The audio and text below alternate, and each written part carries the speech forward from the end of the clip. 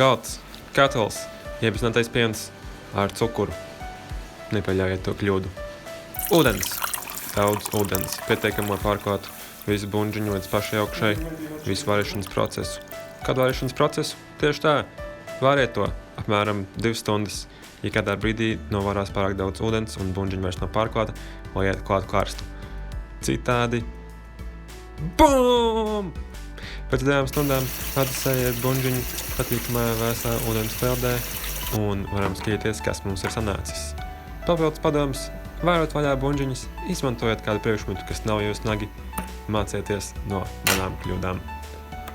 Un, rekurētas spraucas ārā, pilnīgi gribas pagaršot, bet ir jau pēc mana ēšanas laika. Brūns. Tagad arī tu zini, kā uztaisīt varīt iebezināto pienu.